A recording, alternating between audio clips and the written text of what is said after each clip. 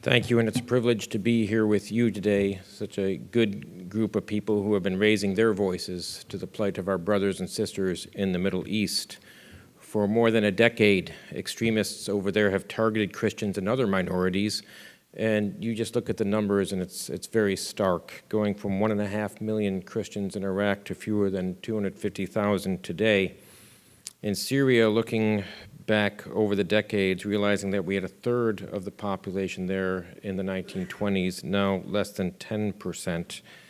And even Turkey, where you look at Constantinople, which in 1900 was majority in Christian and now is less than 1%. The West has been slow to recognize the peril of the dwindling minorities in the Middle East of Christians and non-Christians, for example, the Yazidis alike.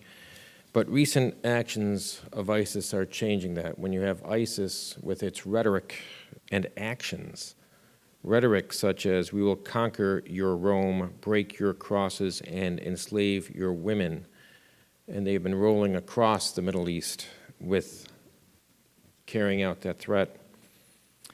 But people are speaking, you're speaking.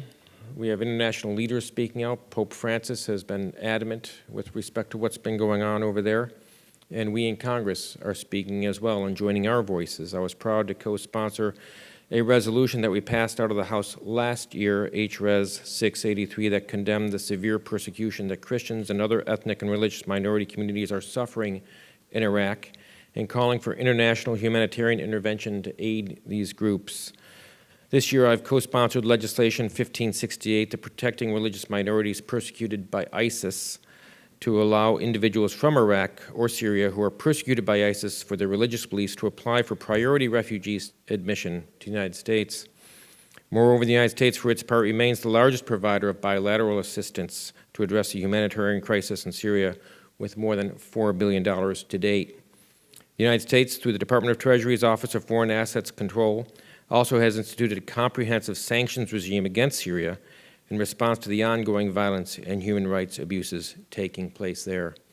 I encourage you to continue to speak, to continue to act, but let us not forget to continue to pray for our persecuted brothers and sisters. In the 143rd Psalm, David asks, and we join our prayer with those in the Middle East, "Lord, hear my prayer. Listen to my cry for mercy.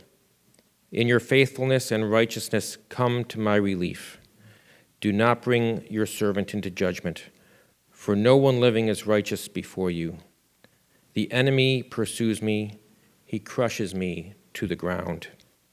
He makes me dwell in the darkness like those long dead. So my spirit grows faint with me. My heart within me is dismayed. I remember the days of long ago. I meditate on all your works and consider what your hands have done. I spread out my hands to you. I thirst for you like a parched land." Thank you for the work you are doing. Let us continue to work together. May God bless you. May God bless our brothers and sisters in the Middle East.